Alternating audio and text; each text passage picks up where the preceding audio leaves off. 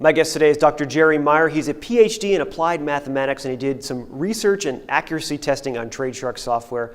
Dr. Meyer, can you talk about your background a bit? Sure. As you said, I'm a PhD in applied math, and I've, over the recent years, concentrated my research more in the computer science area, and I'm a professor of computer science at a university in New York.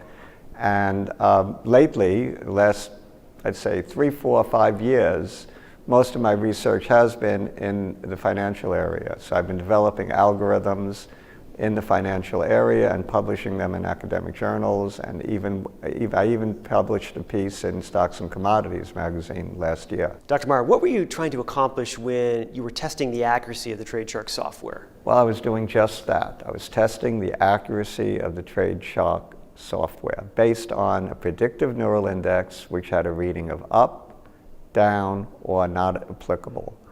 And based on the up, down, and non-applicable, I came up with very nice results, which were astounding to me, actually, because it verified that the predictive neural index could accurately pick an upward movement in the direction of a 3-day SMA or a downward movement in the direction of the 3-day SMA approximately 80% of the time, which really floored me.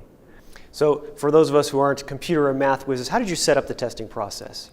I actually went through 50 markets in different categories: Forex, commodities, indices, stocks, etc., and picked half a dozen markets from each of these categories or more.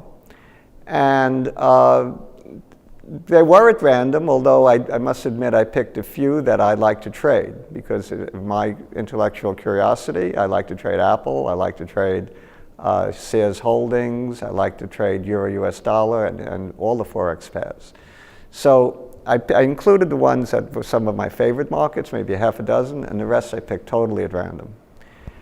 And the results were incredible. I mean, what I did was I used a TradeShark platform, which was very simple to install and to use. It was very intuitive. For each market, I retrieved information on the open, the high, the low, the close, and the predictive neural index, but I excluded the open price in my calculations as per the formula that TradeShark uses. What they do is they compute a typical price by taking the close, the high, and the low, and averaging that price for that day. So if IBM had a close of 200 and an open of 198 and a low of 196, the typical price would be 198 for that day.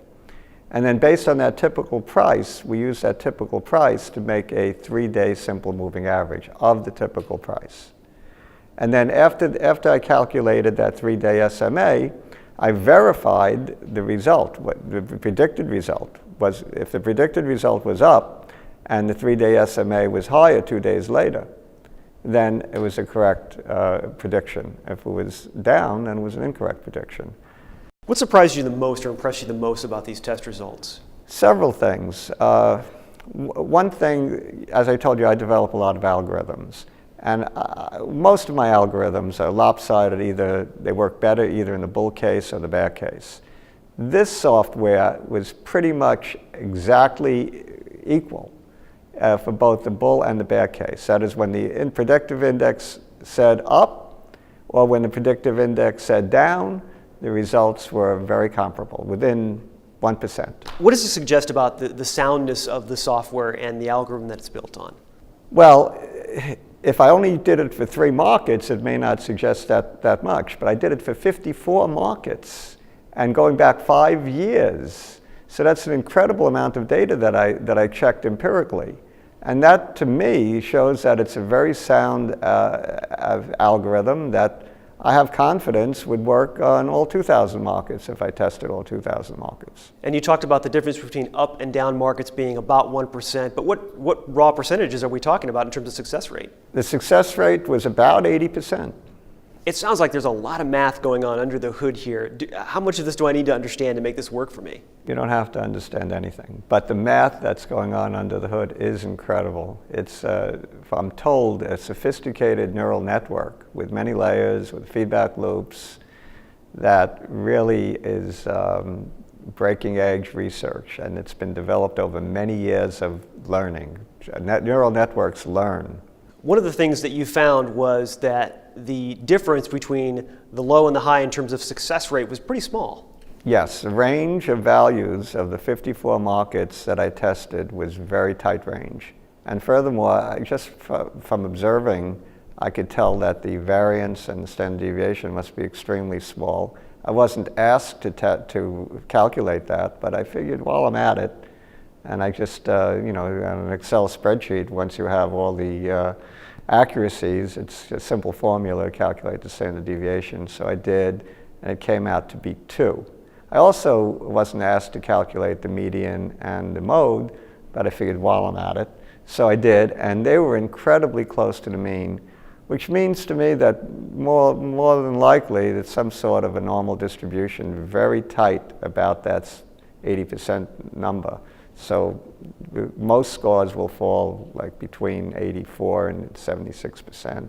And what does this mean to me as an individual trader trying to make that? Means you have confidence that you don't have to check all 2,000 markets. You know that they're all going to be around 80%.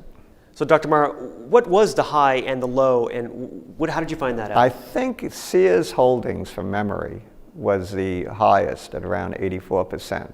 And what was the lowest? The lowest was, I believe, 73 percentile, and the mean mode and median were all very close at around 80%, which implies very low variance amongst the different markets, which gives a trader a high level of confidence that no matter what market they're trading in, it's going to be around that 80% mark, which is an amazing result for any financial algorithm. It's different than when you bring back a report card and you get an 80 in algebra. That's not a good grade. But when you get in the 80s in a financial algorithm, that's an astounding number. Nothing is 100%, but Correct. This gets as close as you've ever seen. Yes, definitely. So it sounds like you've proven that the software is very accurate, but in practical everyday use at a trader sitting at his screen, is it hard to see that happening, or what does it look like to them? They can't miss it. The predictive neural index in plain English says up, or it says down, or it says NA, not applicable. And fortunately for the traders, very percentage-wise, it was a small percentage that said not A. I don't remember it offhand, but probably well over 90% was an up or a down. So as a liberal arts major myself, I could use this software. Anybody could, up, down. As every good trader knows that staying out of the market at the right time is just as important as knowing when to get in. So this NA actually tells you when to step aside. Yes, actually that's true, because according to the neural network, this was a particular pattern, or however they did it, that doesn't show a very strong result either way.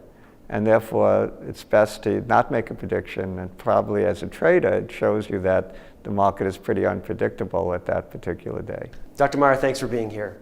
It's my pleasure. I've been talking with Dr. Jerry Meyer about the accuracy testing he did on TradeShark software.